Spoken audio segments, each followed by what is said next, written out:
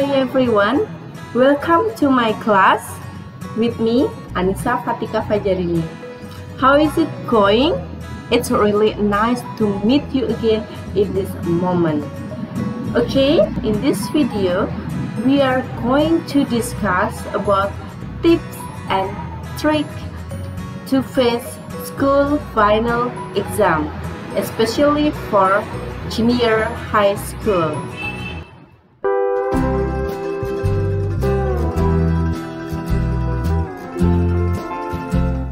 Yang pertama akan kita bahas adalah topik teks. Kata kuncinya adalah inform, information of, best title, highlight, about, and topic. Tips soal tentang topik teks. Yang pertama, jika teksnya panjang, temukan hal yang paling banyak dibicarakan dalam teks. Jadi kalian cari kata-kata yang sering muncul di dalam teks tersebut. Kedua, jawaban opsi yang dipilih harus ada di semua paragraf atau bagian teks. Yang ketiga, jika teksnya pendek, perhatikan kalimat atau bagian awal teks. Dan yang terakhir, selalu fokus pada kata yang dikenal. Jadi, kalian jangan terpaku pada kata yang sulit. Fokuslah pada kata yang familiar yang kalian pahami maknanya. Question stems atau pertanyaan untuk teks tentang question stems untuk soal tentang topik. Biasanya yang akan muncul adalah what is the topic of the text? Kemudian, what is the focus of the text? What is the text about? What does the text tell about? What is the main point of the text? What does the text emphasize? What does the writer want to highlight? What does the text stress on? Jadi ini adalah jenis-jenis pertanyaan yang muncul pada question stem untuk topik, untuk pertanyaan tentang topik.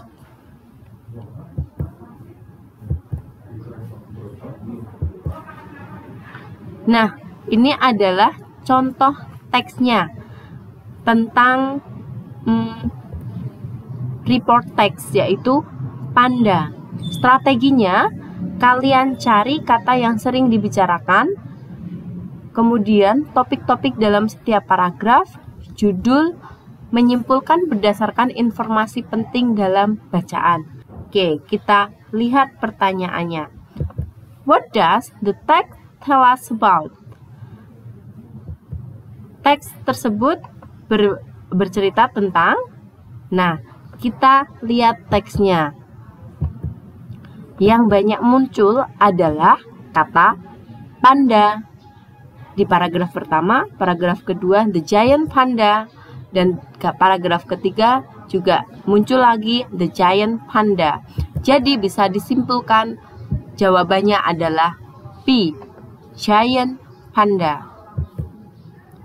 Selanjutnya masih membahas tentang topik teks. Kita lihat pertanyaannya.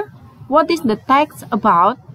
Nah, di dalam teks ini kata yang sering muncul adalah the Boeing 787. Di paragraf pertama, paragraf kedua muncul kembali the first 787, dan di paragraf terakhir the 787 development and production has involved bla bla bla. Jadi bisa disimpulkan jawabannya adalah B, Boeing 787. Oke, kalian ingat kembali strateginya. Kata yang sering dibicarakan, maka itu akan menunjukkan, mengidentifikasi sebagai topik. Selanjutnya, untuk penjelasan yang kedua, adalah soal tentang tujuan. Kata kuncinya adalah purpose, reason or right to, goal, objective, and intention. Untuk soal tentang tujuan, tipsnya adalah yang pertama, tentukan topik teksnya terlebih dahulu. Kemudian, pastikan membaca dengan cermat opsi jawaban yang dipilih, bukan hanya kata terdepan.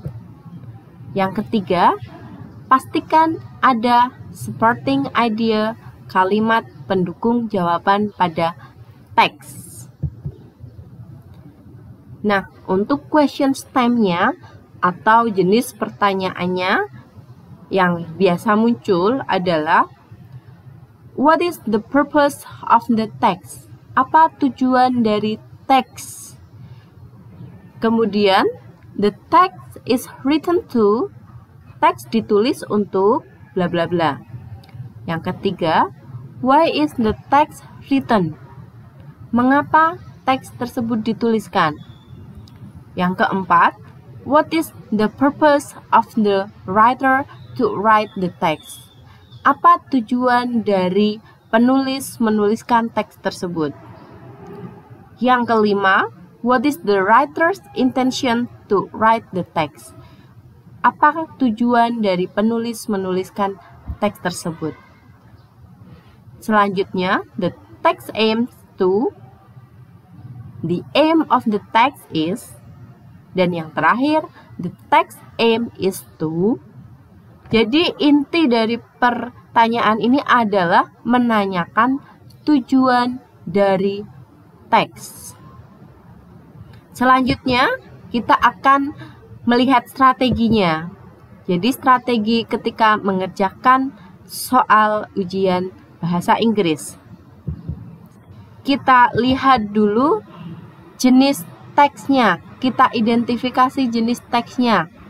Dari bacaan ini, maka bisa disimpulkan bahwa ini adalah teks tentang announcement atau pengumuman. Karena ini teks tentang pengumuman, maka ketika ditanyakan tujuannya, jawabannya adalah to ask students to study at home. Kalian bisa lihat di kalimat kedua yang berbunyi, all students are requested to study at home during those days starting on tomorrow. Nah, itu menjadi tujuan dari announcement. Di layar kalian akan melihat berbagai jenis teks beserta tujuan dan tipe-tipe yang biasa kalian temukan di kehidupan sehari-hari. Misalnya yang pertama naratif. Naratif teks itu biasanya tujuannya adalah untuk menghibur pembaca dan biasanya ditemukan di dalam cerita pendek, fables, atau drama. Kemudian ada text report, biasanya memiliki tujuan yaitu mendeskripsikan sesuatu baik benda, fenomena alam, fenomena sosial, atau makhluk hidup secara general.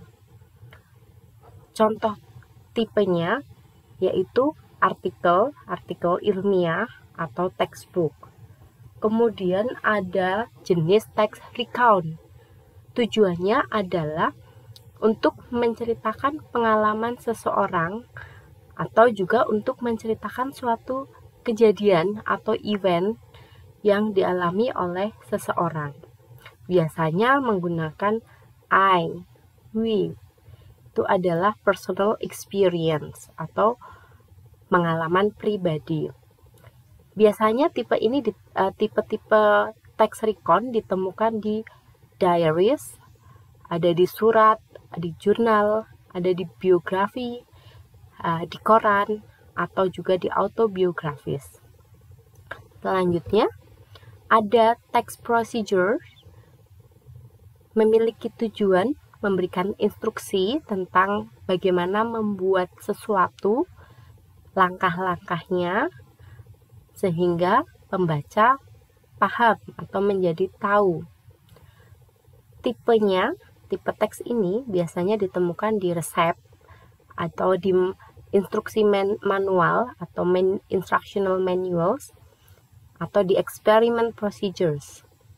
Kemudian ada teks deskriptif, memiliki tujuan untuk mendeskripsikan sesuatu benda, hewan, atau orang, baik yang benda hidup atau benda mati. Tipenya adalah certain thing, person, animals, or place. Jadi hanya benda-benda tertentu, hewan tertentu, bukan secara general. Karena kalau general itu berarti nanti masuknya ke text report. Juga selain jenis teks essay yang panjang, juga ada short functional text. Di short functional text itu ada beberapa jenis. Pastikan kalian tahu tujuan masing-masing jenis short functional text. Misalnya untuk short message atau pesan pendek itu punya tujuan tertentu tergantung dari konteks isi dari teksnya. Kemudian ada invitation atau undangan. Tentu saja untuk mengundang seseorang untuk datang di suatu acara, itu tujuannya.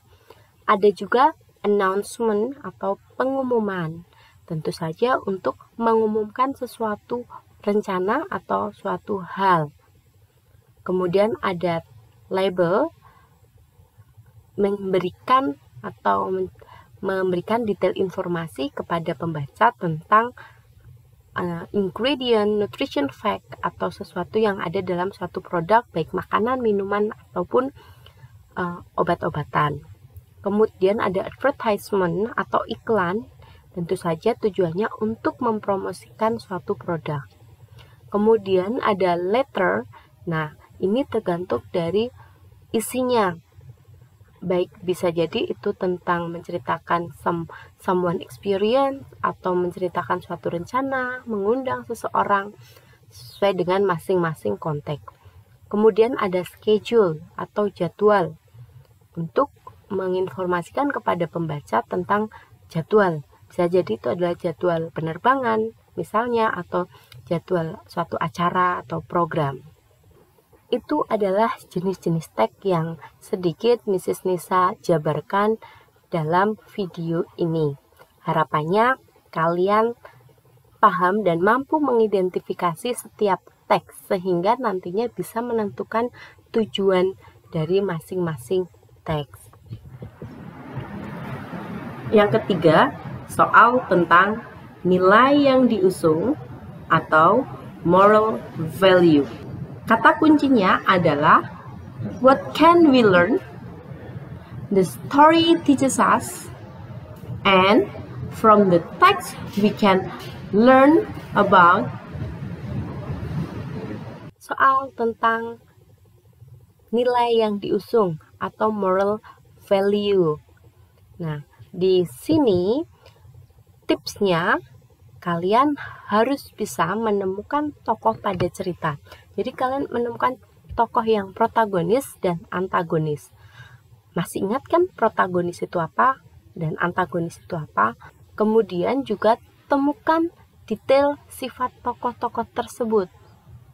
Apakah baik, buruk, ya karakter personal dari tokohnya itu seperti apa. Kemudian yang terakhir, perhatikan yang terjadi di akhir cerita pada tokoh utama. Apakah itu happy ending atau sad ending? Untuk question stem-nya yang biasa ditemukan di soal ini adalah yang pertama, what can we learn from the text? Apa yang bisa kita pelajari dari teks? Yang kedua, what is the moral value of the story? Apa moral value atau nilai-nilai kebaikan dalam cerita tersebut? What does the writer want to say? Apa yang ingin disampaikan oleh penulis? Kemudian, from the text we know that dari teks kita tahu bahwa by reading the text dengan membaca teks kita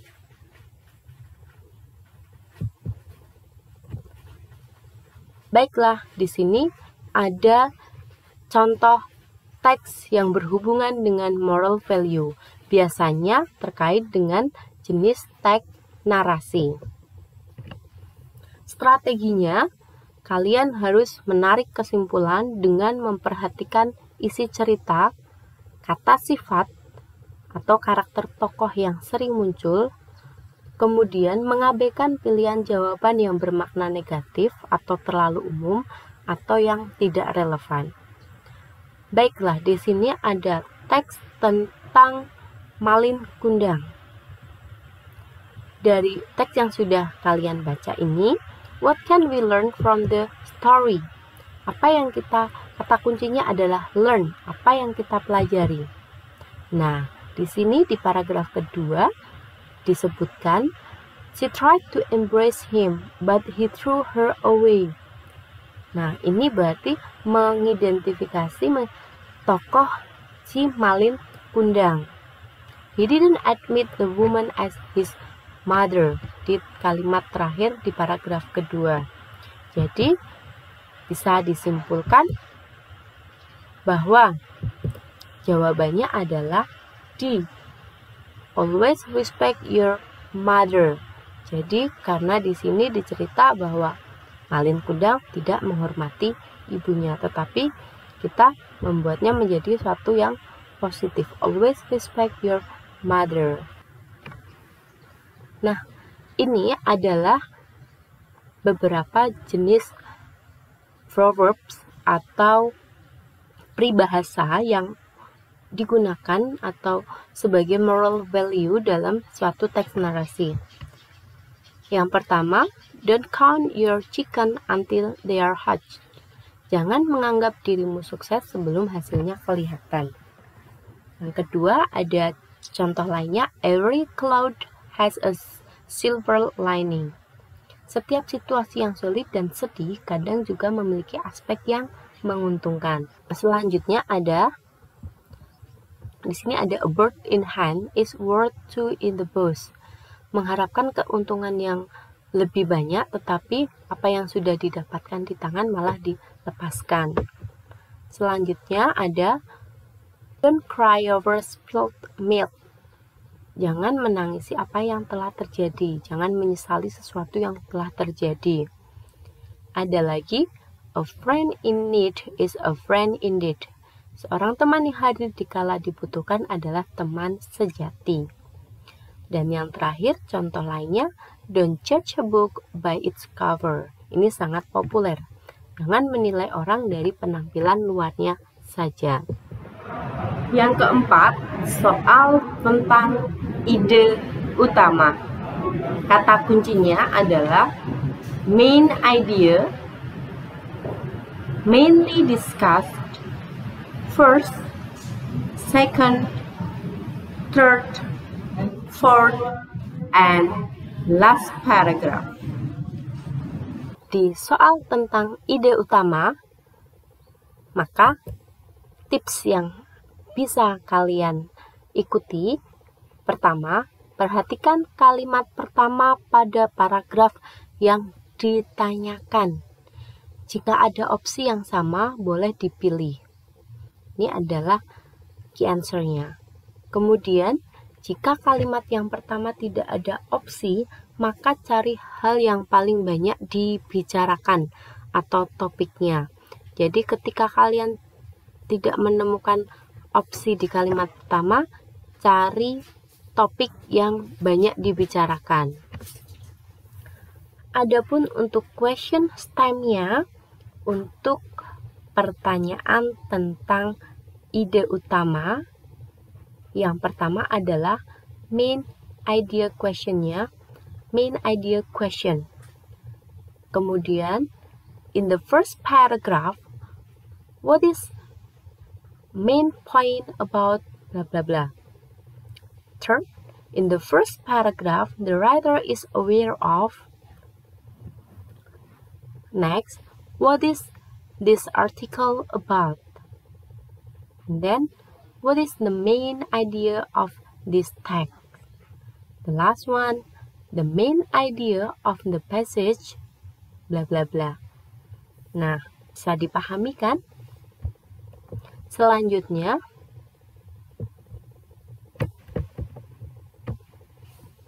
the central point of the passage. A possible title for the passage. The author's primary point. Selanjutnya, ini adalah contoh soal tentang menemukan ide utama paragraf. Strateginya, kata yang sering dibicarakan, kalimat utama, pandangan penulis tentang topik dalam paragraf, dan menyimpulkan berdasarkan informasi penting dalam paragraf.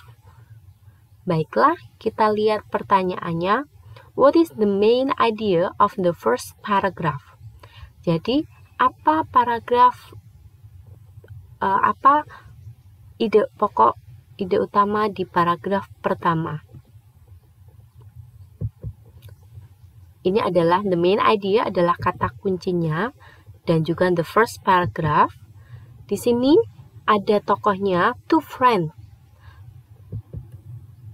talk and sang merrily as they walk through the forest. Jadi ada dua teman yang mereka sedang bergembira berjalan melewati hutan. Suddenly a bear appeared. Suddenly ada beruang yang muncul. Maka bisa diambil kesimpulan di sini. Jawabannya adalah C. Two friends met a bear in the forest. Jadi ada dua orang yang bertemu dengan beruang di hutan.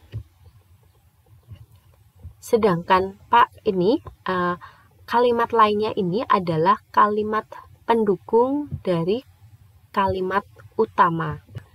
Selanjutnya, di sini ada teks narasi tentang Roro Anteng dan Joko Seger. What is the main idea of paragraph 3? Kita menuju ke paragraf ketiga. Raden Kusuma sebagai tokohnya. Learn about the deal his parents had made. Di sini juga di paragraf terakhir ada, therefore he went to Mount Bromo and sacrificed himself to the creator. Jadi dia menuju ke Gunung Bromo dan mengorbankan dirinya ke dalam kawah. Maka bisa disimpulkan ide paragraf adalah B. Raden Kusuma sacrificed himself. Selanjutnya, yang kelima adalah soal tentang persamaan kata. Kata kuncinya adalah same meaning as, can be replaced, closest meaning, and similar meaning. Baiklah, selanjutnya menuju soal tentang persamaan kata. Tips yang bisa kalian ikuti adalah tandai kata yang ditanyakan, temukan kata tersebut pada teks, kemudian cermati minimal satu kalimat lengkap di mana ada kata tersebut. Bisa kalimat sebelumnya atau setelahnya.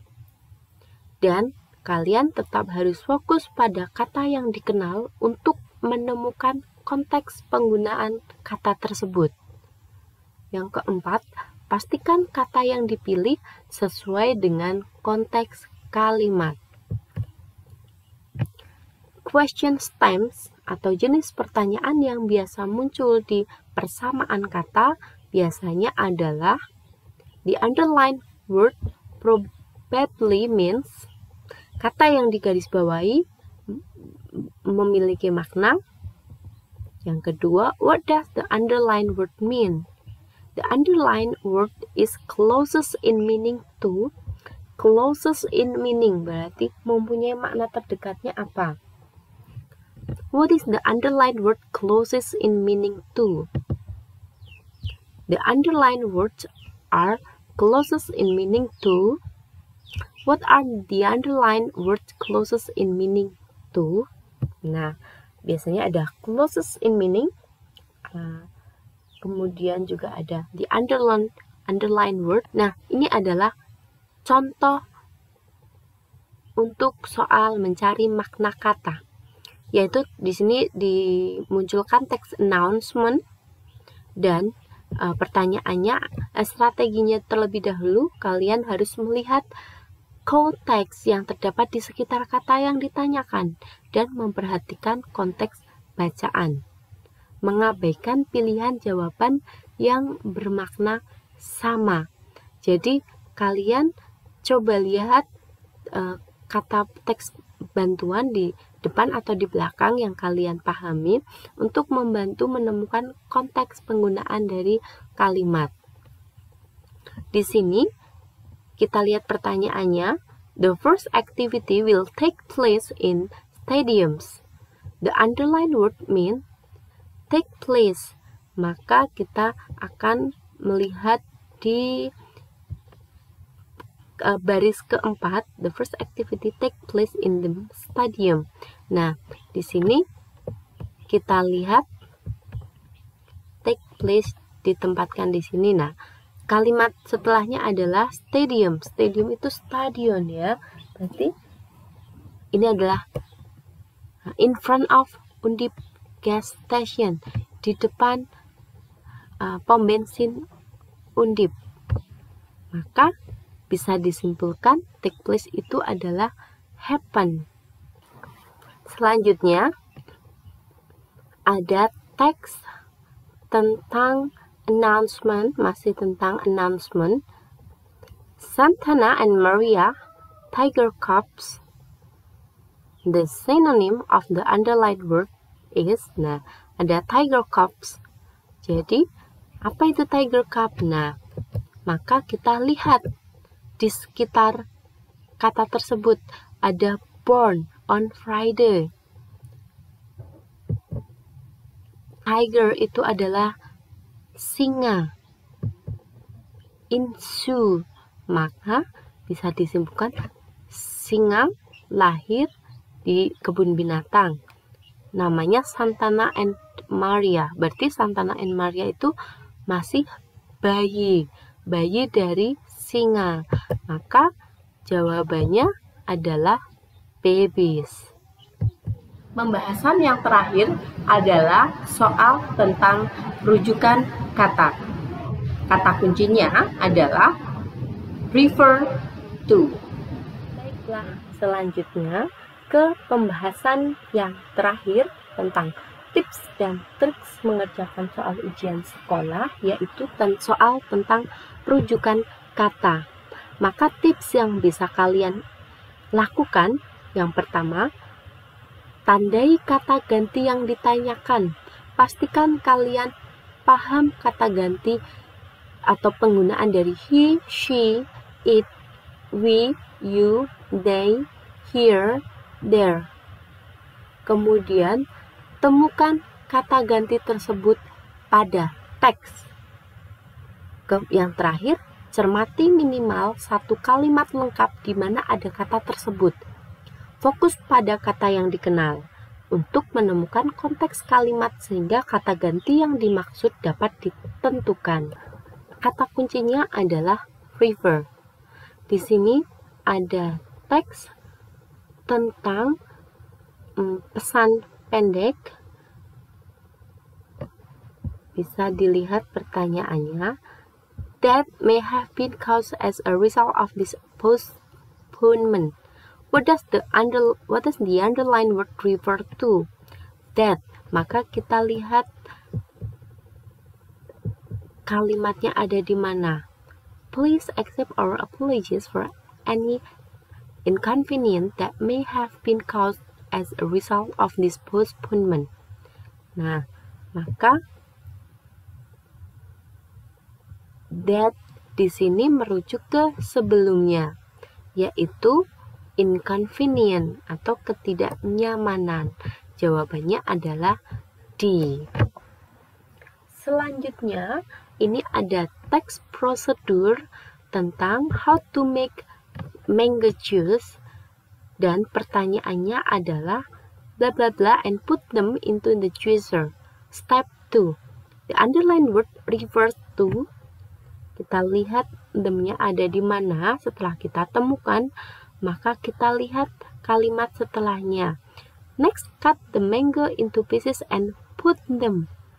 Dan taruh mereka dalam juicer.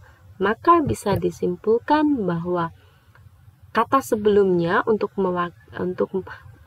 menggantikan them itu adalah pieces of mango. That's all our discussion today. Hopefully it's useful for you, especially when you face school final exam. Harapannya bermanfaat bagi kalian dalam menghadapi ujian sekolah, khususnya mapel bahasa Inggris jenjang SMP. Selamat belajar dan semoga hasilnya optimal. See you next time.